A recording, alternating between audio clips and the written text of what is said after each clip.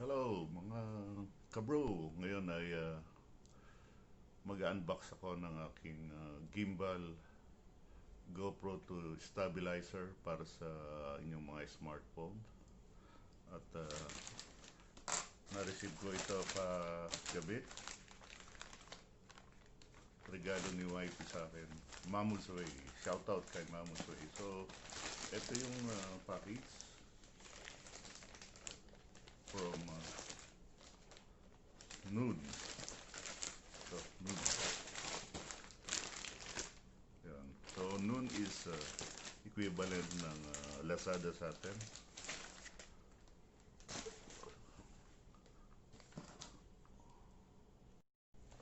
So guys, ito bali yung ating package. Buksan natin siya. Okay.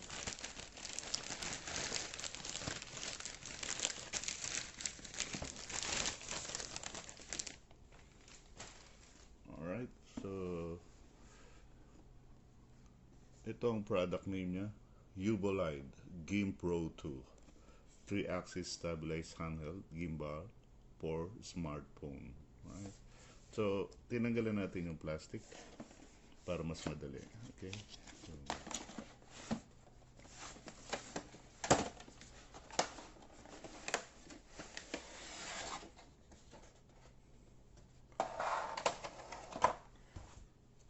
So, meron siyang support.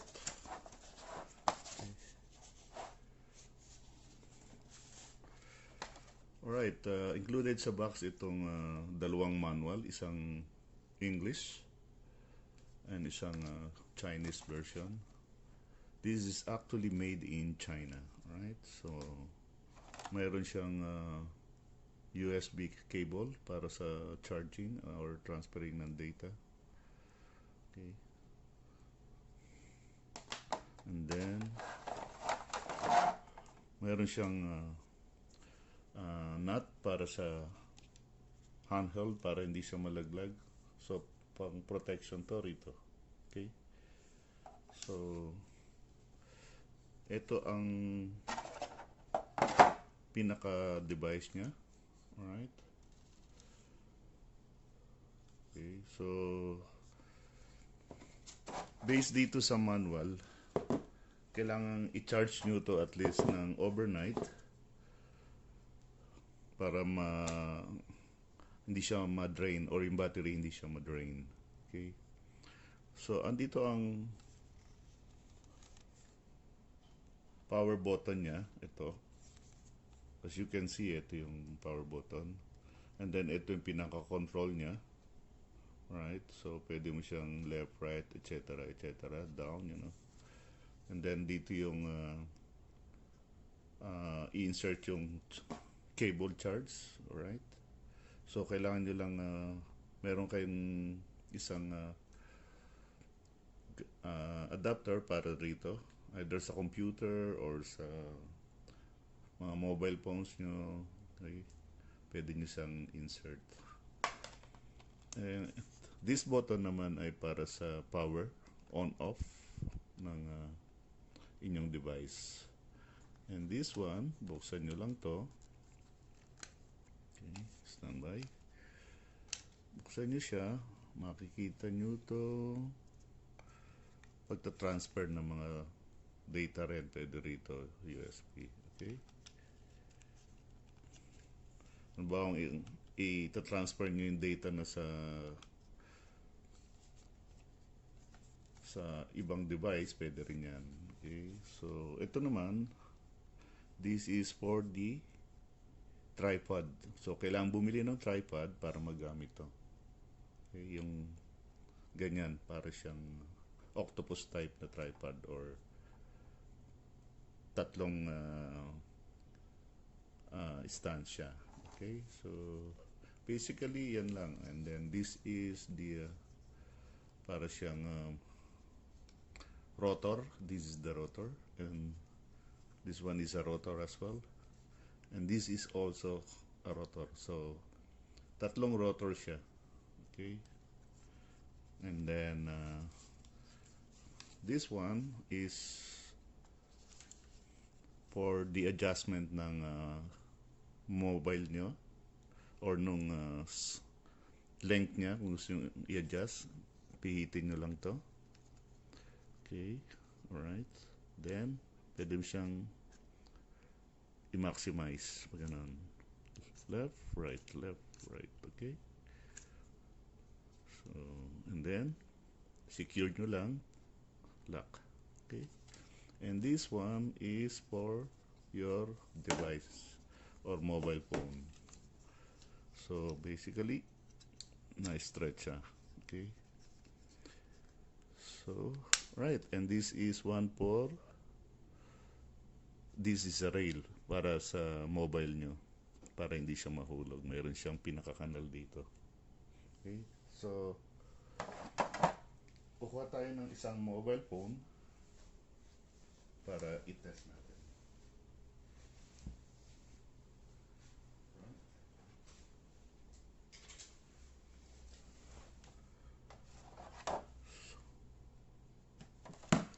Okay, so chinards ko na to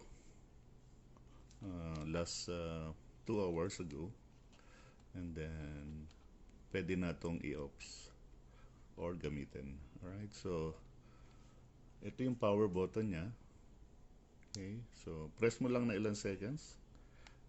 Meron siyang indicator dito, 3. So 3 indicators dito, ibig sabihin na power on, ready to use. And this one, itong 3 LED lights na to, sa yung pinaka-charge niya. So 1, 2, 3 bars. 3 bars siya pag kina-charge nyo. So pag start ng bar, normally isang bar yan. Then habang tumatagal, magiging 2 bars. And then pag maximum na yung battery o full na yung charge niya, magiging 3 bars na siya. Alright? So, safe enough para gamitin itong unit nyo, itong handheld device nyo. Okay? So, power on. And then, what do you need is, buksan nyo lang ang device nyo. Alright?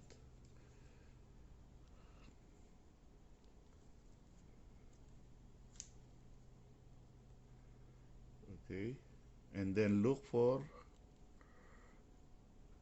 settings. Go for settings, look for Bluetooth. Okay, then search nyo siya. Okay, so normally hanapin niya kung anong available na device. So, just wait until makita niyo yung name nitong handheld phone nyo na Gimpro 2. Okay? Alright, so once you are connected, let's say you are connected already, then ilagay na natin to. Pwede ring isalpak muna to o ikabit muna to dito. Okay? So, patay muna natin para safe. Okay? Alright, so safe na siya. Okay. Alright.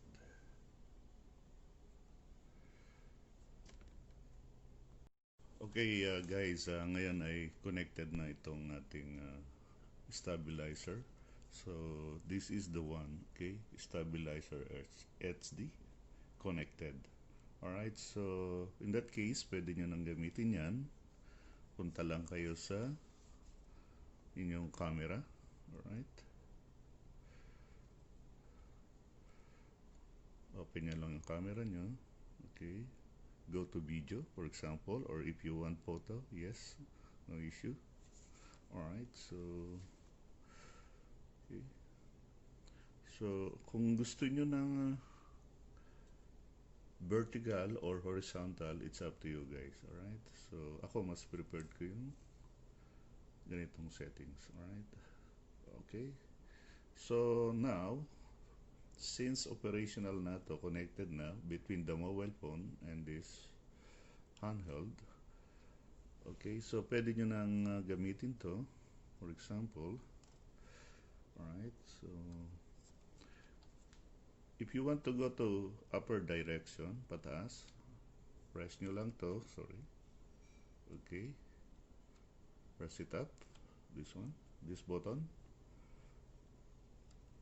Okay. Press down. Okay, so basically this button is for this position, up and down. Okay, so okay, kita nyo ba yung movements? Okay, gumagalaw siya, di ba? Alright, so okay, kung gusto nyo pumokus,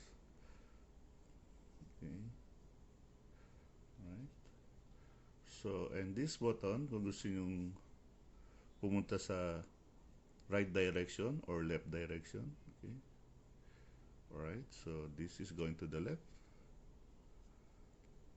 go to this side, then left, then if pag pinress nyo itong right button na to papunta sa ganitong direction, babalik naman siya. Okay, push nyo siya to the left, push to the left. Okay, alright, okay, so up and down, up, down. Alright, okay, so kung gusto nyo i-start ang video, alright, itong button, instead na pe-press mo siya, meron siyang push button dito. Okay, so ang purpose niya ay ganito.